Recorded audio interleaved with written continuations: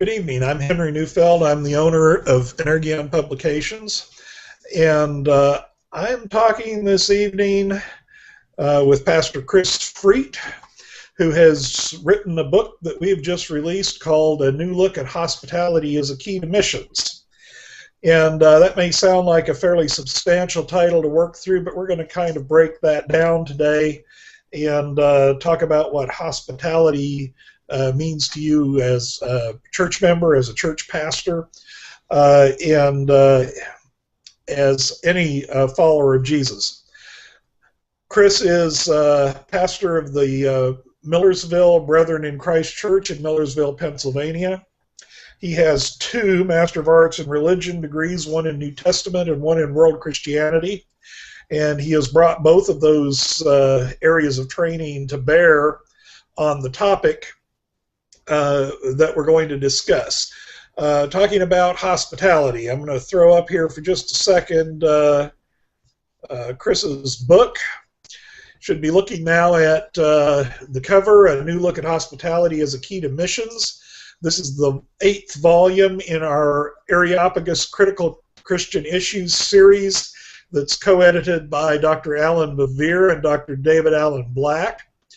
And this series aims to look at significant issues, significant areas of doctrine or teaching briefly and in an accessible manner so that somebody who doesn't have time for the 300, 400-page volume that you might get on the subject can get started and find out how to, both the basics and how to learn more.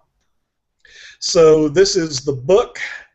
It's just $9.99, and it's also just been made available for Kindle, where it's $2.99 on the Kindle. You can find that on our website at Energion, ENERGION.com. So with that, I'm going to start with a question here for Chris. Welcome. Thank you. Glad to be here. And what I want you to start with here, Chris, is to tell us briefly why hospitality is important. What's so important about this particular topic? Well, I think try to keep it brief might be a little difficult, but I think it's important for many different reasons. Just one, I think there's an important discipleship aspect. When we look at Jesus and his earthly ministry, one of the things Jesus was known for was welcoming what we could call the other. The Gospels depict him as constantly being involved in table fellowship with people, constantly inviting people into his presence, constantly just interacting with people who, in the eyes of many in that culture, in that time, would deem as outsiders. But these are people that Jesus just welcomed and brought into his presence. And taking that theme of discipleship further, I believe obviously that Scripture calls us to be imitators of Jesus, and so I think hospitality in that sense is really part of the life of following Jesus, being a disciple. Okay, so before I go, I was really going to start asking you a couple of pointed questions about how hospitality relates to the church and how we work with it. But what is it in particular that a church does in terms of hospitality? Church, and by church I mean the congregation, the people who are meeting together as a community of faith. Is this a matter of people coming into the congregation and being welcomed? Is this a matter of going out? Is this a matter of our homes? Is this a matter of church buildings? Kind of give us a definition here, or draw some lines around for us. Yeah, I would say all of the above. I think it's a both and. type of thing.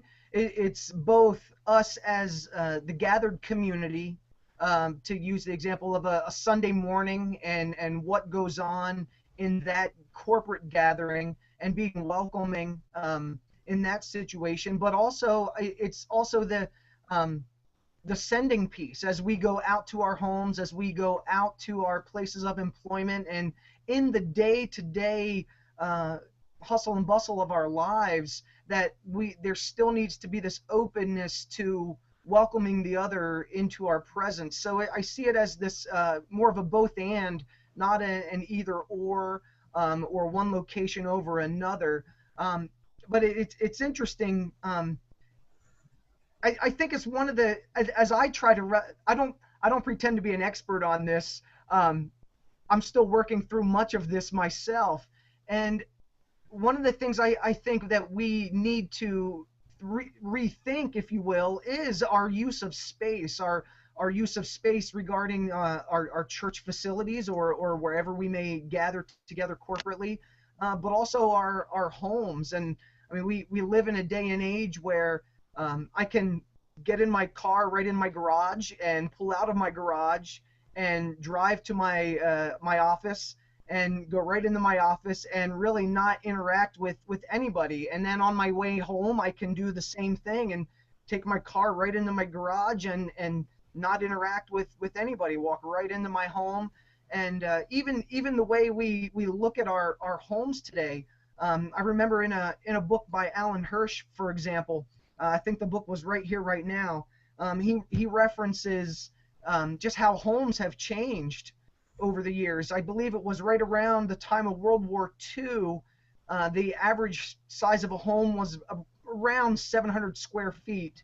And now, by our standards today in America, the average size home is closer to 2,500 square feet. But in light of that change, the family size has also changed. So families were generally larger at that time, around the time of World War II, and now families are generally smaller. So there's been this whole shift of space, and how we utilize space, and how we even look at space, and I think that's some of the practical things that we're going to have to, in order to learn to be hospitable people.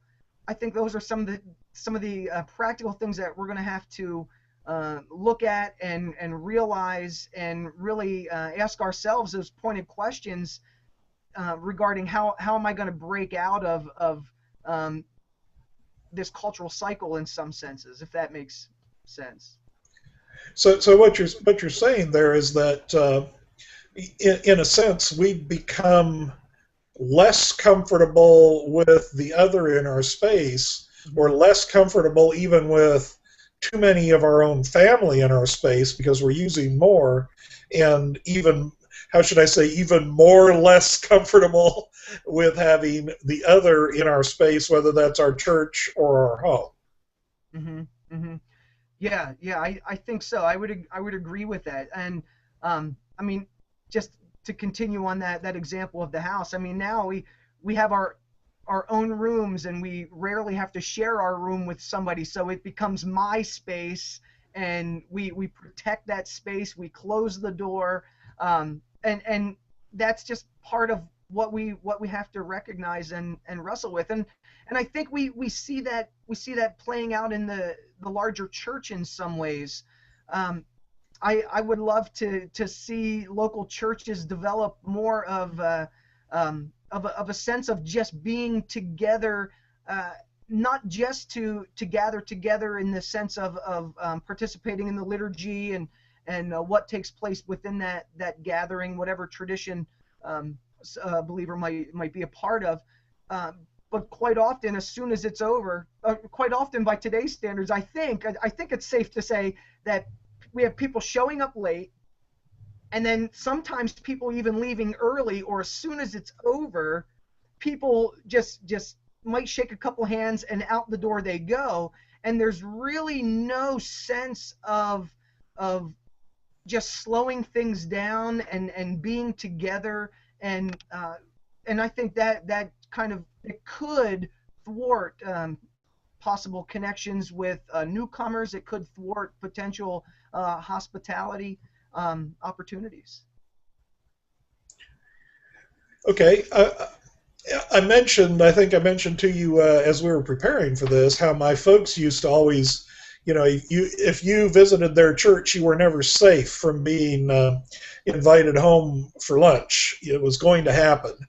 If there was a visitor or anything, they were going to invite them home for lunch. And I've thought in the churches that I've been in over the last 30 or so years, I really haven't seen that kind of behavior. I mean, I guess that may be a generational change then as well. Mm-hmm. Yeah, I think it might be. I think it might be a generational change. I haven't looked at that aspect necessarily, but that there definitely could be something there, Henry.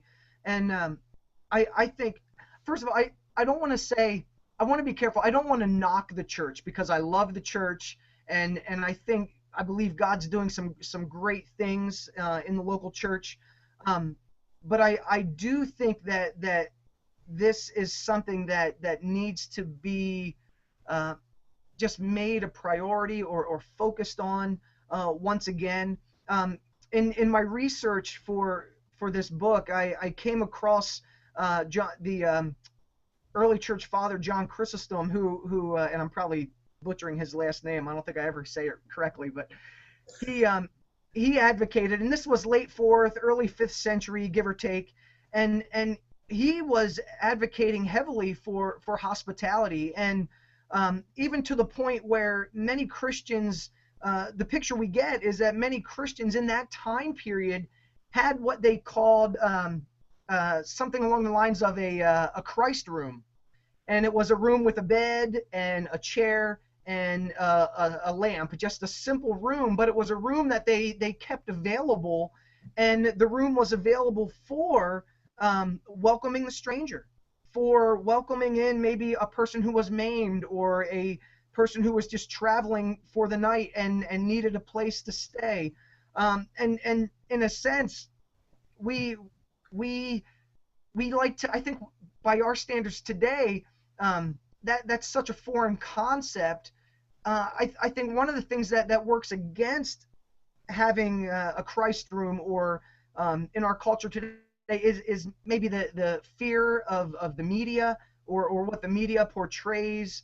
Now I know I have 2 young daughters, so I know all about stranger danger and teaching the importance of everything that goes along with that. But I think sometimes we can maybe take that so far that we automatically think of the stranger as we demonize the stranger, and anybody who we don't know needs to be looked at with suspicion, and so we have that aspect at play within our culture, and then of course tying it in with our focus on space and my space, and I don't have any extra space. We don't leave margin in our home or in our lives to welcome strangers anymore. And I think it's a generational thing. I think it's a cultural thing.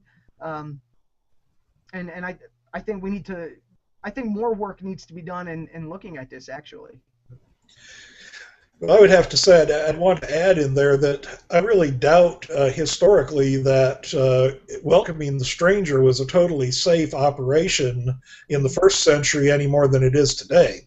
True. We have a tendency, because we've talked so much about stranger danger, and I'm not dismissing that. I have 9 grandchildren, and I'm pretty concerned for their safety on things like that. But at the same time, I doubt that it was 100% safe to get involved with the stranger in the 1st century any more than it is today.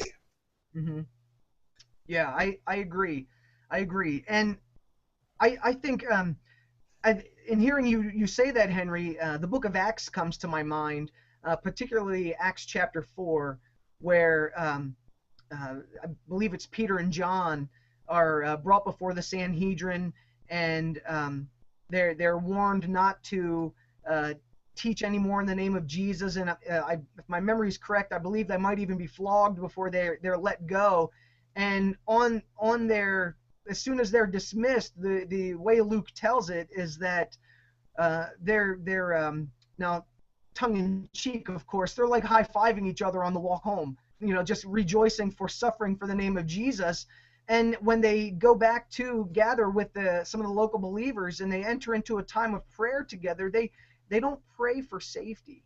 They pray for boldness to proclaim the gospel message. They pray that God's sovereignty will continue to be at work. And I think sometimes, again, not discounting stranger danger and things like that, but sometimes I wonder how much we can possibly overemphasize the focus on safety, and in doing that marginalize what we could call the other, and in doing that then kind of thwart hospitality and its possible effects.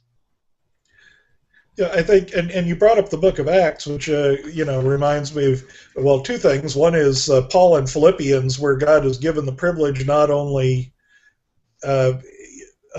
to be his disciple, but he says, but it's the privilege of suffering for Christ. Mm-hmm. But then when you go back from Paul, and then when Paul is interrupted on the road to Damascus, and poor Ananias is sent to see him, talk about stranger danger. Yes. And of course Ananias expresses it, this is the guy who's been persecuting us, and he's come here for the purpose of persecuting, and yet Ananias goes. Mm-hmm. And I'm reminded of that also of missionaries that have gone overseas with their children when there was significant danger. Mm-hmm. So, I mean, there may be more than just the danger issue as such. It may be a somewhat different attitude that we've developed in the church towards service in general. Mm-hmm. Mm-hmm. And I think hospitality too. From what I understand, hospitality, it did have kind of some boundaries to it, though. It wasn't just a blind thing, I guess we could say, but there were some boundaries. Like I know in the Didache, the early Christian teaching, there was a statement that says if you welcome somebody into your home and they stay there more than 3 days, then, and of course I'm just paraphrasing all this from memory here, but if they stay more than 3 days, then basically they're a shyster, and you need to make sure they move on because they're just taking advantage of you. So there were some checks and balances. There were some boundaries at play there. Right. It's not necessary that we all how shall we say, dismiss all wisdom from the equation just because we're trying to get some kind of activity going. Yes. Okay. Now, I want to ask a question. This is going to relate to the ones that I'm asking down the road. Basically, are we talking here about hospitality as a strategy or a way of life? And the reason I ask that question, because in a sense you've already answered it, but I want to make it explicit. I have heard, especially from some non-Christians who have been contacted by Christians, the idea that loving our neighbor, hospitality, friendship, charity, all of this is it's a strategy for bringing people into the church. That is, it's not about that we actually love them. Our love has the limit. If we decide, okay, this isn't a good candidate for church membership, we're going to move on. So would you comment on strategy versus way of life? Yeah, I would love to, and that's a great question. I'm glad you asked it. I get very leery of hospitality being viewed as a strategy, because like you point out, I think it loses its authenticity. And I think I try to point this out throughout the book. that it really is to be a way of life. Hospitality is rooted first and foremost in God Himself. God is hospitable. It's part of His nature. It's part of who He is, and we see it in the ministry of Jesus Christ as well.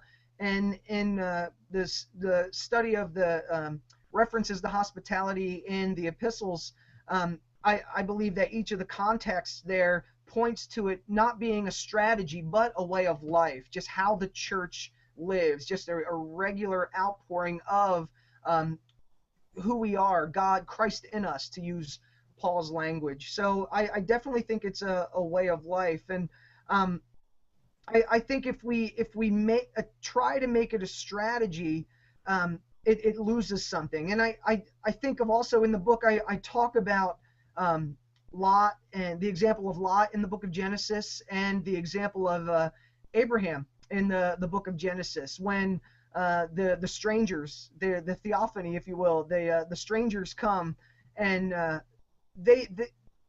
those examples, they weren't looking for people. It wasn't a strategy for them. They saw the strangers and they rush to them. The language shows you that they run to them and they humbly welcome them into their presence, and then they provide a meal that symbolizes abundance to these strangers. And but my point in sharing that is that it wasn't something they went out looking to do. Another example from the New Testament in the book of Acts, when Paul is on his way to Rome, and they're shipwrecked on the island of Malta. And Paul and his companions are welcomed by the islanders. And then there's also some further hospitality going on with the governor of the island, Publius. And Publius welcomes Paul and his companion. And there's this reciprocal thing that happens there as well, where Paul and his companions receive hospitality. And Paul then prays for Publius' sick father, and his sick father is healed. And then Publius then provides supplies so they can continue their journey to Rome, where the gospel ultimately ends at the end of Luke's gospel. The gospel is being proclaimed in Rome. And hospitality is a part of that. But again, even in that instance, it wasn't something that was planned. It was more spontaneous. So I think it's something that as God works in us, and as we become more aware of it, our eyes are open to opportunities. But I think that's a lot different from utilizing it as a strategy. Okay. I'd really been planning to ask you next what are the strongest biblical reasons for hospitality, but just reviewing over here, you've kind of hit on these with God practices hospitality by nature. In considering the way humanity has gone, I think that says something about hospitality and risk. Mm-hmm. God has welcomed us, and we're risky people. So I'd say that, but that's an add-on. But God's hospitality was practiced by the people that we know as the friends of God. Mm-hmm. You already brought that in. Then you brought in practice of hospitality by Jesus himself. And mm-hmm. In the case of Jesus, I think we have the strongest emphasis on hospitality for the other. Yes. Not just for people like us, but for people who are not like us. And again, I'm reviewing what I think you've already mentioned. And then through the early church, and the story in Acts is carried forward through acts of hospitality. Mm-hmm. So are there anything else that you would like to highlight about the biblical reasons before we dig more practical here? Yeah, I think too there's I don't know if you want to say it's a kind of another nuance to it, but quite often the uses of hospitality in the New Testament, as far as I understand, and I attempt to point this out in the book, like the example in Hebrews 13:2, where we're told to entertain strangers, welcome strangers. The word hospitality is there used there. Show hospitality to strangers. Paul uses it in Romans 12. He says, practice hospitality. And if in those contexts, I believe Paul and the writers are talking to the church about the life of the church. So even, and maybe we could think about this today. In many of our churches, we know people, but how many people even in our own local congregations do we know? How often are we gathering together in life-giving ways with people from within our own local church? So I think hospitality, as it bears out in Scripture, has this this definite emphasis on the other, but also this emphasis on local church fellowship and even welcoming other believers who may be strangers to us as well. And so that's something I think that just want to make mention of it, at least that there is this almost two-pronged aspect to it, welcoming the other, as in the Old Testament law that says welcome the alien and the foreigner among you, but then also utilizing it in a way that builds fellowship, builds a relationship, welcomes other people into our presence, even just locally. Okay, so we've got our biblical basis. We've discussed a little bit about how things are going in the church. I'd like to talk just a little bit about what hospitality looks like, especially I want to think about some how somebody might feel intimidated by the call to hospitality. I brought up earlier how my parents would invite people home to lunch. I know a lot of people that the idea of having an unexpected guest at lunch or at the dinner table would be a fairly daunting thing. So let's look at it. What does hospitality look like we've talked about the church more, so let's start in a Christian home. How might somebody get started, especially if you're talking somebody who has a fear? I know some people who, they need a week's notice to plan for having somebody in the house. What could it look like, especially in just the opening phases? Yeah. I think a couple of thoughts come to my mind here, and one, I would just like to point out that Jesus says it could be as simple as giving somebody a cup of cold water, right? So now we do have examples where hospitality is associated with abundance in the Scriptures. I gave the example of Genesis 18 with Abraham. And if we were to look at the what he provided for his 3 guests, it was way more than any of them could eat. And I think that's symbolic of the abundance of God and God's economy, that there's always more than enough to go around. But Jesus says, as I pointed out, it can be as simple as a cup of cold water. So we don't have to always have a Thanksgiving feast for people. It can just be, why don't you come over to my house for tea or coffee? I think that a key thing to remember about hospitality is that part of what I believe to be the core of hospitality, or part of the core of hospitality, I would sum up in the word presence. Just being with people, and just the fact that you have invited them into your home, into your apartment, just into your space, into your presence, that really goes a long way, whether it is just a cup of cold water or something more. So just kind of beginning with that understanding that I don't have to have all of my shelves dusted in order to do this, because the key thing is not the shelves being dusted. It's about the ministry that can take place between 2 people when they're in the presence of one another. So that's one thing that comes to my mind. Okay, well, we're at approximately halfway through, so I'm going to take a quick break and talk briefly again about your book and tell people who we are. I'm Henry Neufeld from Energion Publications, and I'm talking with Chris Freet, who is a pastor and the author of our recently released book, uh, A New Look at Hospitality as a Key to Missions.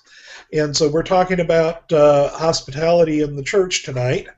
And his book is available through our website at energion.com or on various retailers such as Amazon, and it's now also available for the Kindle. In addition, I want to let you know next Tuesday night we will not have one of these hangouts. That's Thanksgiving week.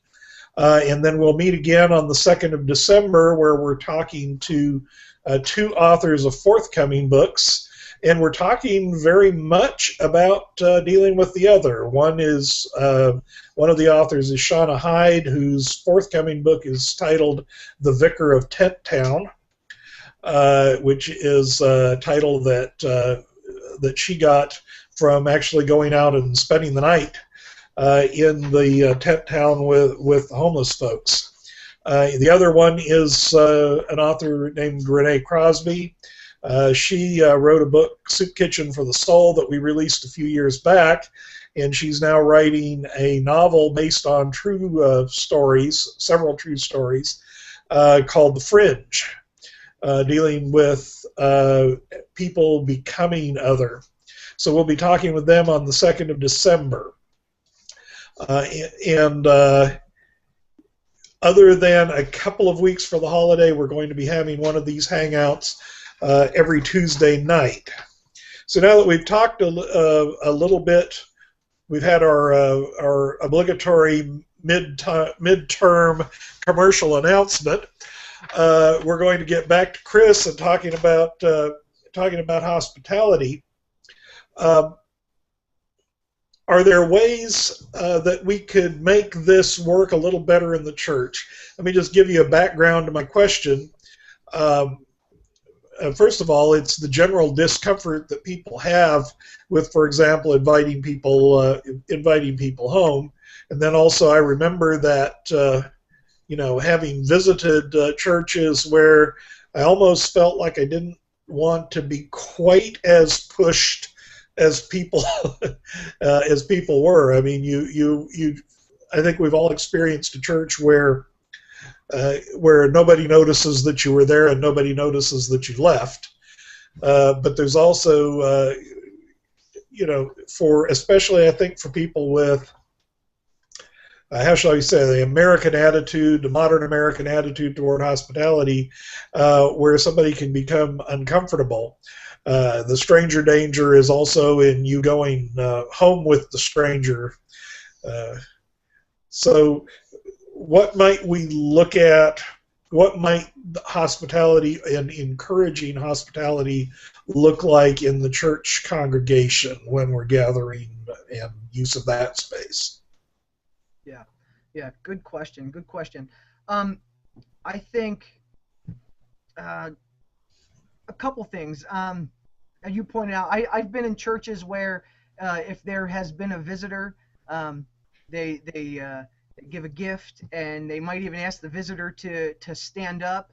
And I don't know if that is necessarily the best way to go about it. That might make someone feel kind of on the spot.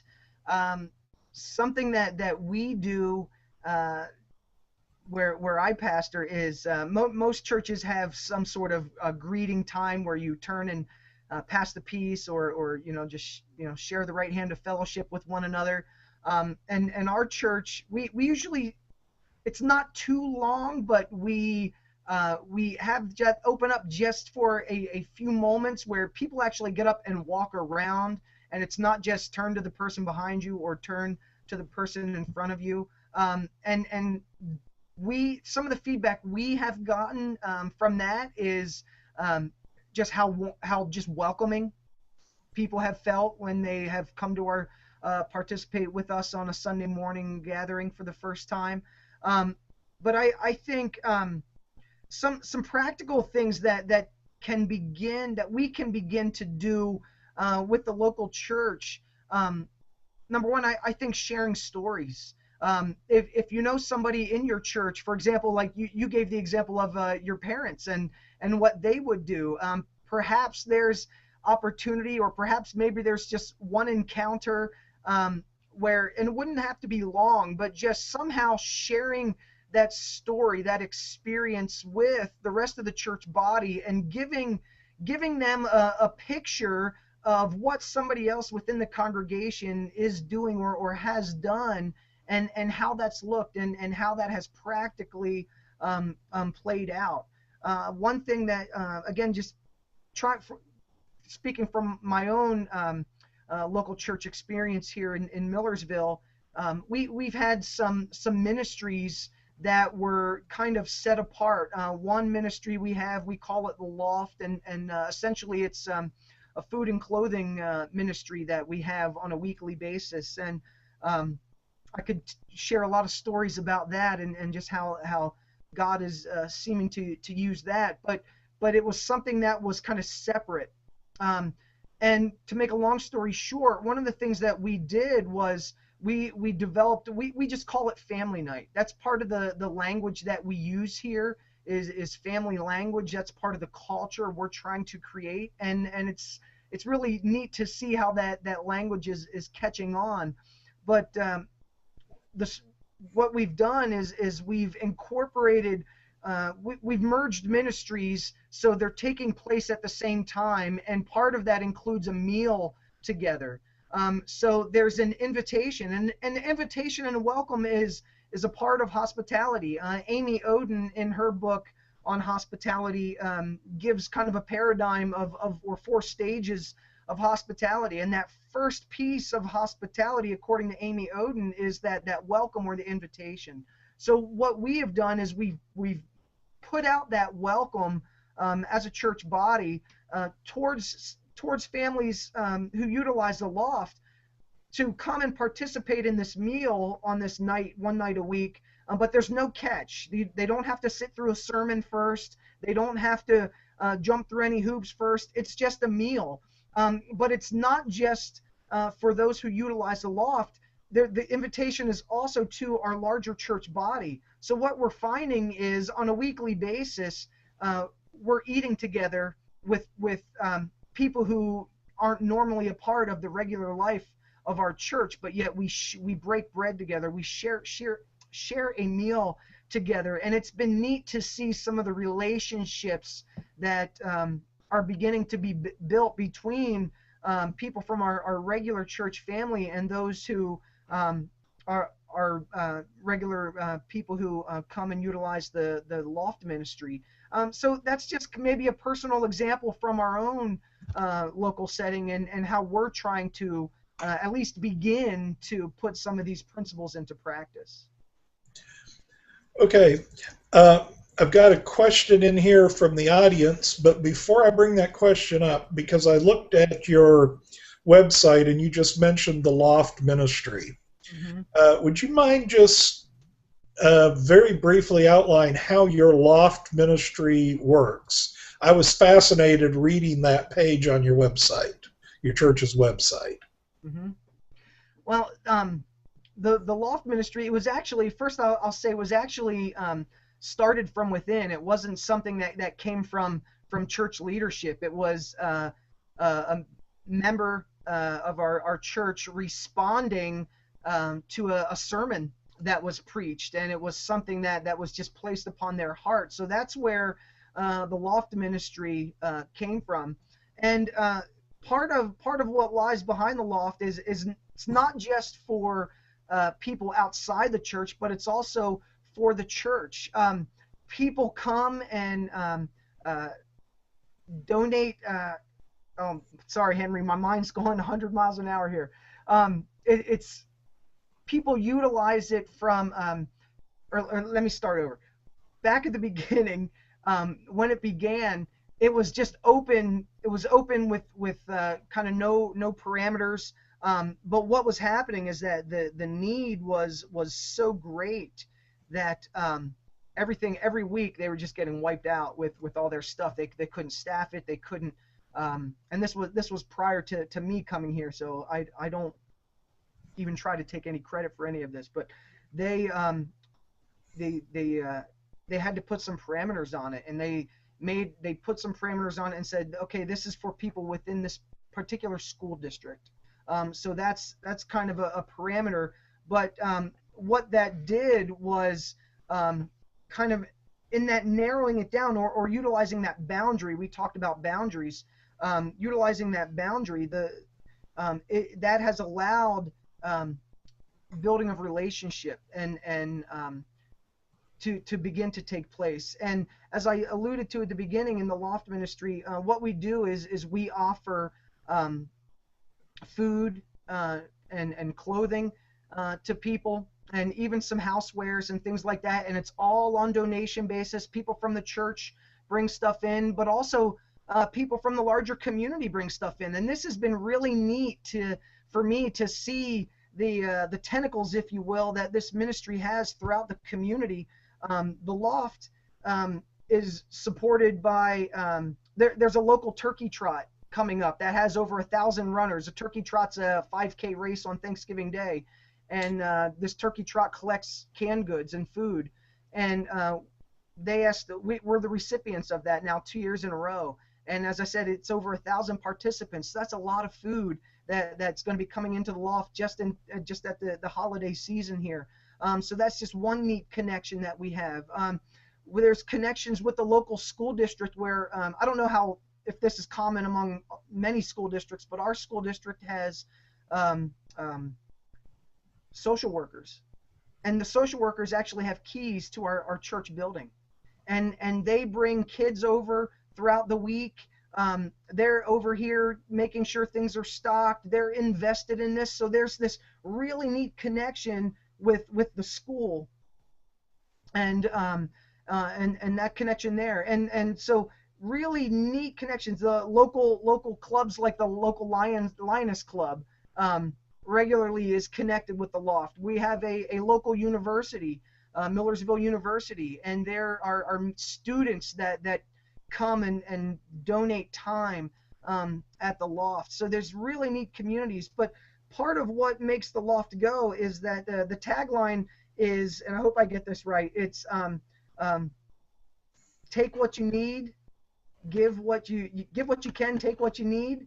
And so we have people from the church, if they are in need, they'll come and be able to get some food or some clothing or whatever the case may be. So it's really far more reaching than just to use how we might use language that people might use would be just those people over there. It's far more reaching, and I think hospitality is part of that. Sounds like it becomes a catalyst for hospitality throughout the community. Yes. That way. And I want to add that you've actually kind of started in toward the question that was asked, as you talk about the student volunteers and so on. But the question here is, do you utilize youth and children groups in your hospitality outreach? Oh, yes. Our children's ministry is regularly involved with donations, collecting things. Our teenagers are regularly involved.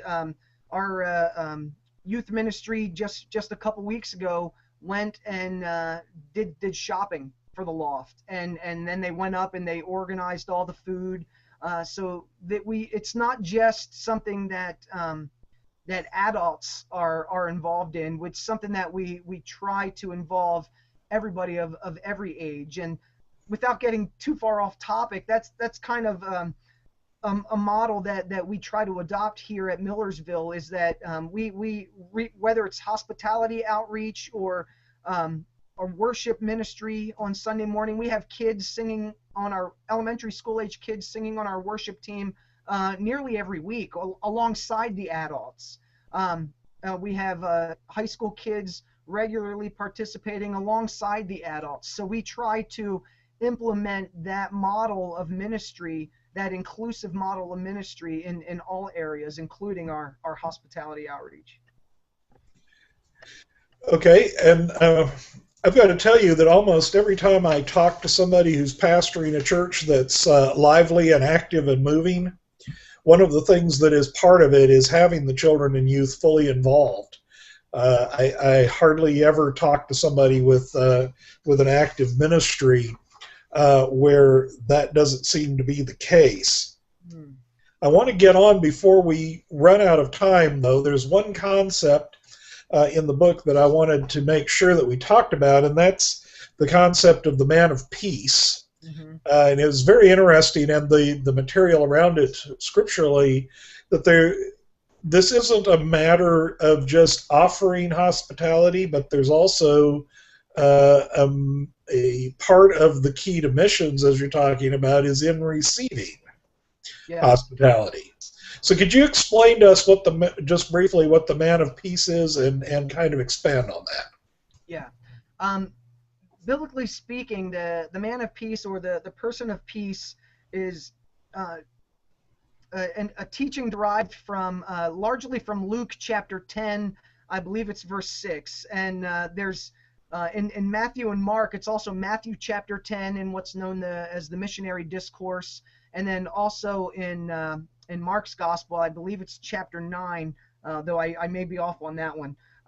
But that's where Jesus sends out the 12, or in Luke chapter 10, it's the account of Jesus sending out the 72. And particularly in Luke chapter 10, verse 6, Jesus says to the disciples, as you enter into a village, as you're welcomed into a house, allow your peace to come upon that house. And if a person of peace or man of peace is there, let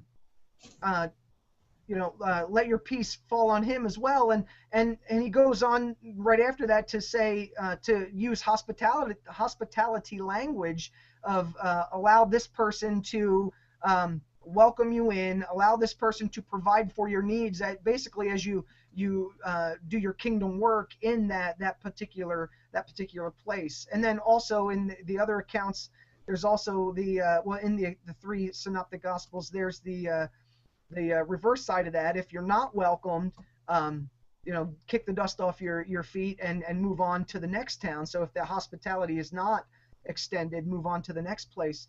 And if I could give an example of a gentleman who has kind of tapped into this, his name is Bruce Bennett, and I talk about him in the book. And Bruce Bennett is a South African gentleman who has picked up on the teaching of hospitality in the scriptures, or picture hospitality as with the person of peace, and it's kind of coupled those together, and has utilized those as part of a church planning, church movement system that he's devised about 10 years ago. And the last I heard, this church planning system of Bruce Bennett's has seen over 35,000 churches planted, and over 3 million people commit their lives to Christ. And again, as he points out in his manual, which I reference in the book, how that those components of hospitality and the person of peace are central to his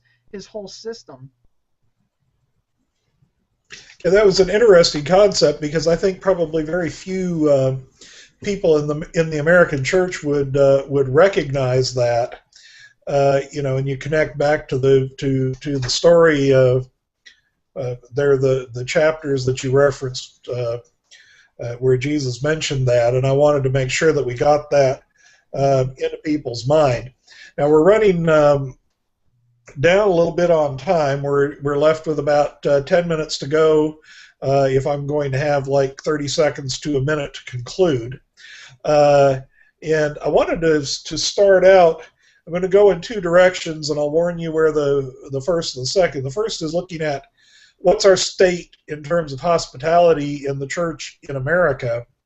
And second,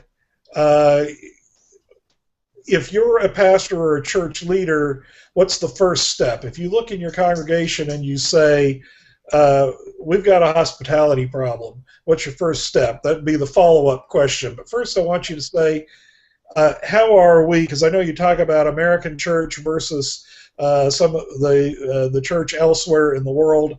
Where are we on this in this country? Yeah, yeah.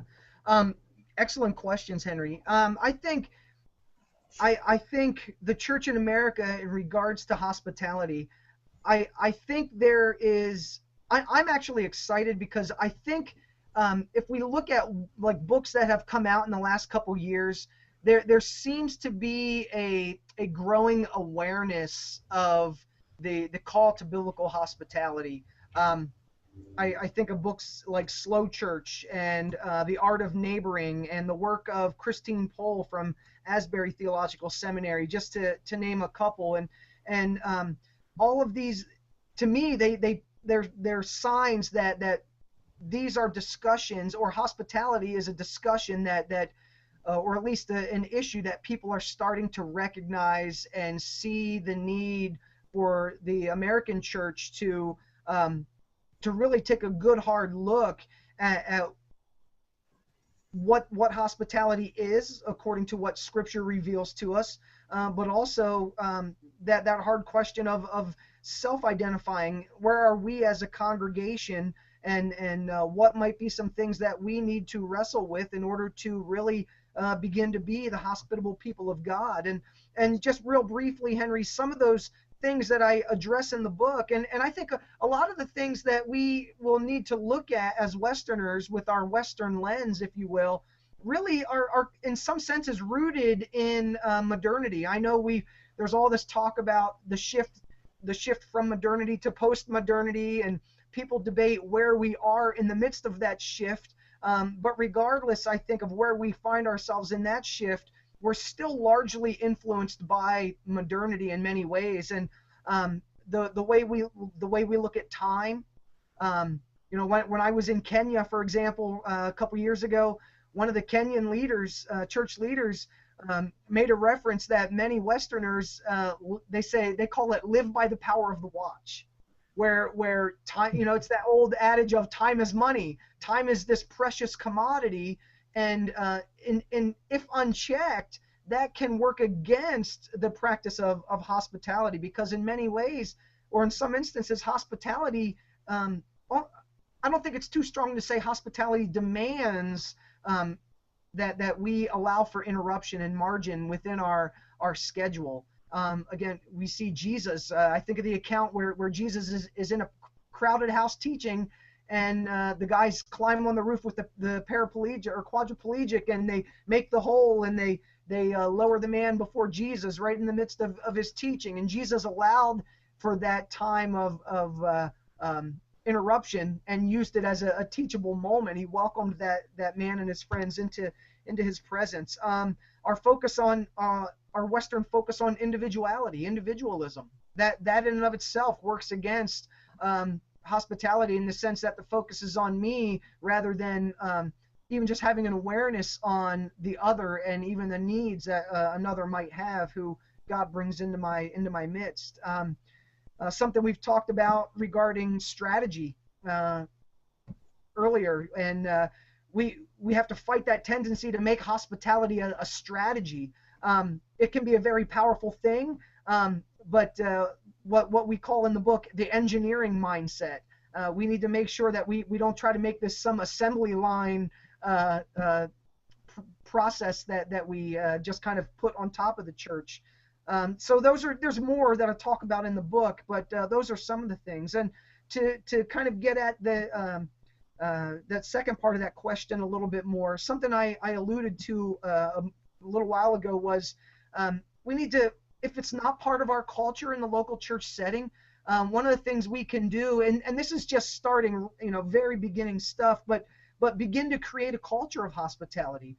And as some people have said before, that one of the primary ways we create a culture is through language. So really using deliberate language, and we could even take that and think about sermon series, again, testimonies of people that we know who are engaging in hospitality, incorporating it somehow within small groups or discipleship material, but really just beginning to draw attention to hospitality. And of course, pray.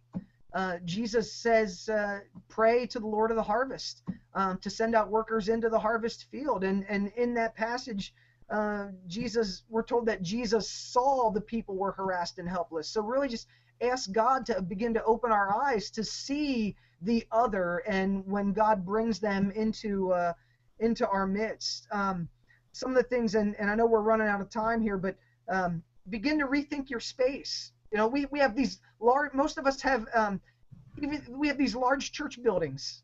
Even if we're a small church, we have these nice buildings. But we usually only use them once or twice a week. So how can we begin to maybe rethink stewardship over that space? How can we utilize that space in such a way that might demonstrate a hospitality, a spirit of hospitality to the larger community?